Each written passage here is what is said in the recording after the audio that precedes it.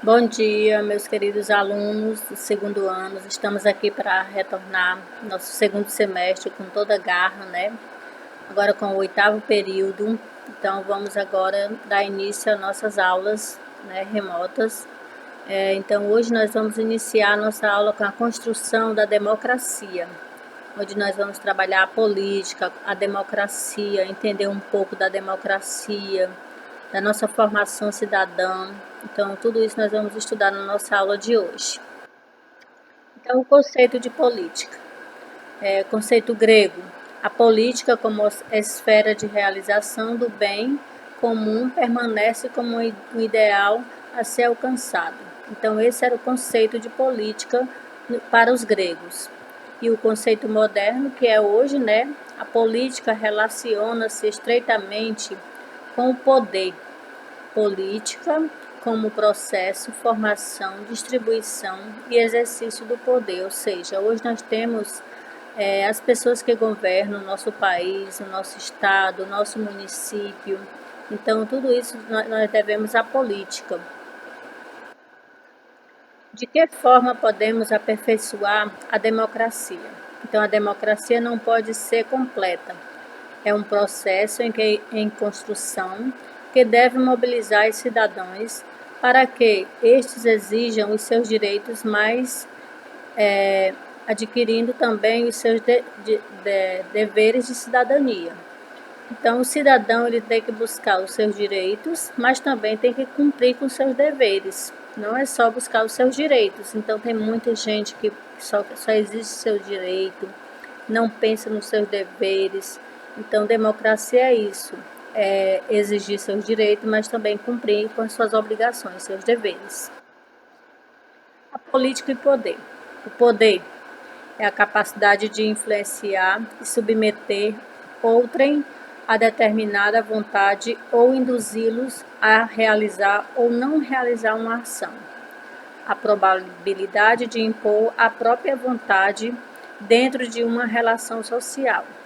As relações pais-filhos, senhor-escravo, soberanos súditos, governante e governados, estados e cidadãos. Esses são alguns exemplos. Por exemplo, o pai, ele governa seus filhos. Por exemplo, ele pode dar ordem aos seus filhos até alguma certa idade. Depois que seu filho fica de maior, muitos pais ainda continuam governando seus filhos, mas depois os filhos vão ganhando asas e vão se saindo de seus pais. Senhor e escravo. O senhor, ele manda no seu escravo. Ele compra o escravo e o escravo trabalha para o senhor. Então, o escravo é submisso ao senhor. O soberano e o súdito. Nós temos o governante e os governados. E nós temos o estado e os cidadãos, né? Quem o detém? Quais são os seus direitos e deveres? Estabilidade ou instabilidade? Fica essa pergunta para vocês responderem para mim. Poder e legitimidade. O poder imposto, força e violência, econômico, posse e escassez, ideológico. Pode ver consentido e legítimo a aceitação e o poder justificado, onde se encontra a soberania, a submissão e a liberdade.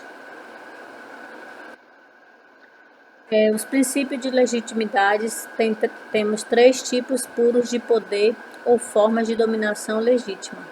Os motivos de obediência, né, que é a tradição, repetição ao longo do tempo, sempre existiu. O que é essa tradição? Esse motivo de obediência.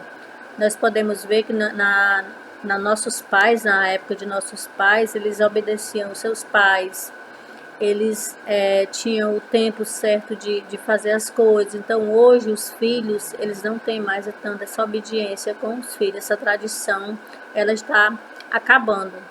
A carisma, os dotes extraordinários do líder, né? Naquela época nós tínhamos os dotes, as regras formais, racional, legal, a crença na racionalidade da lei, as normas gerais e abstratas que instituem relações impessoais entre governantes e governado, estados e a sociedade, o Estado como conjunto de instituições e o governo das leis.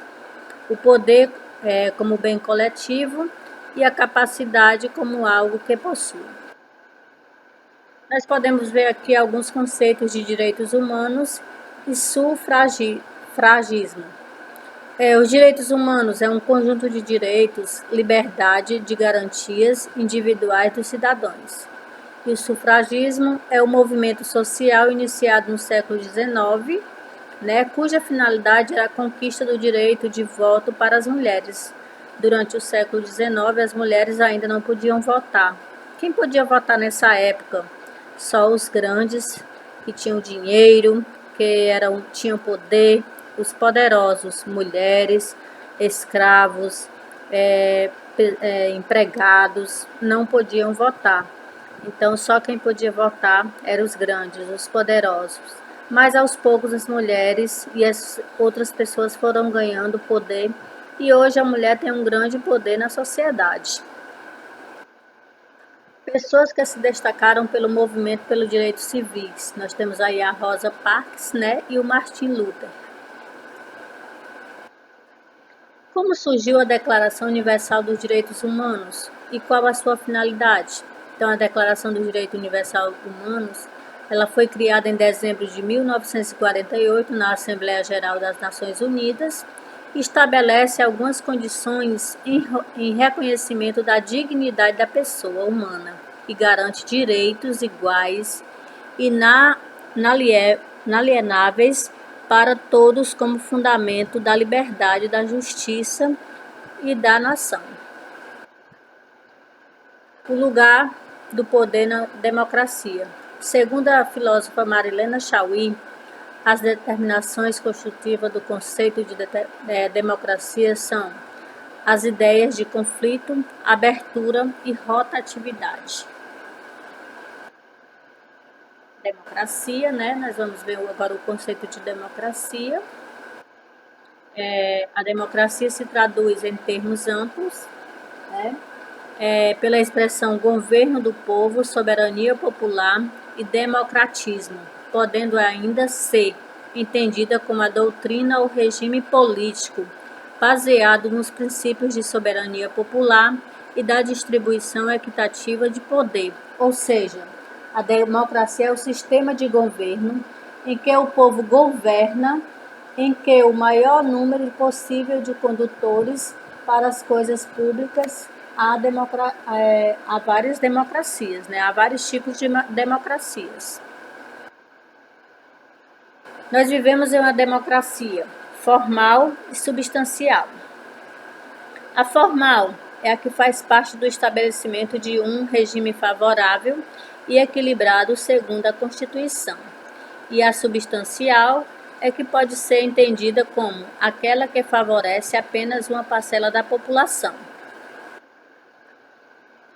A democracia política. O coração da democracia, ela encontra-se da coisa pública, ou seja, separada de interesses particulares, não se é proprietário do poder, por isso o poder democrático deve ser rotativo e seus governantes escolhidos pelo voto. Podemos destacar para os cidadãos os direitos e obrigações. Nós temos os direitos civis, os sociais e as obrigações. A democracia social.